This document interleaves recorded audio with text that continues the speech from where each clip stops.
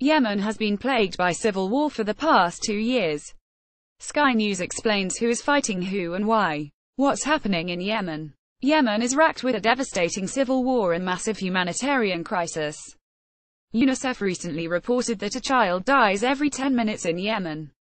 Some 400,000 children are at risk of starvation and another 2.2 million need urgent care. Thousands of civilians have been killed, mainly during a Saudi air bombardment, and there has been starvation and outbreaks of cholera. Who's fighting who?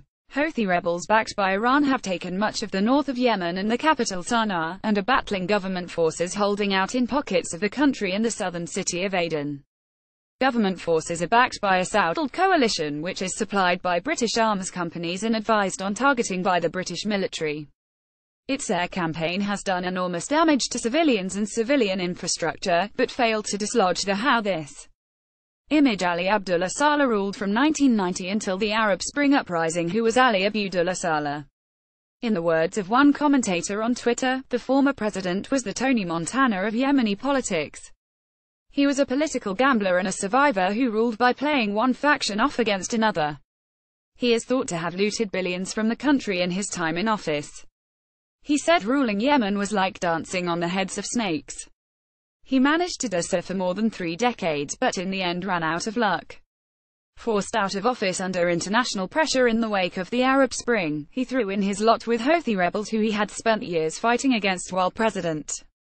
This weekend he signaled he was about to change sides again, but the Houthis got to him first, killing him in an ambush south of Sana'a.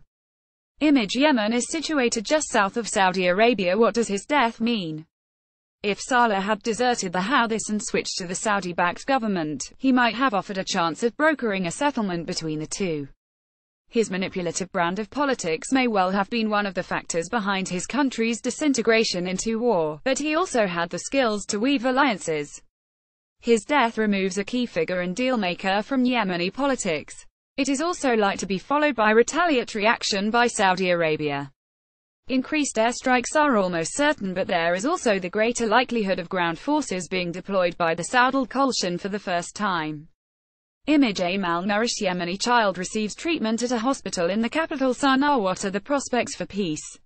Nil. Saudi Arabia was already furious at the launch of an accurate missile out of Yemen that fell near Riyadh International Airport on the 5th of November, blaming Iran. Yemen's conflict is a proxy war between Saudi Arabia and Iran, and tensions between them have rarely been so high. Saleh may have been on the side of Saudi Arabia's enemies, but he had signaled a return to the fold, and his killing will also be blamed on Iran. In the current climate, neither power can afford to look weak, which means a devastating civil war is only likely to get nastier.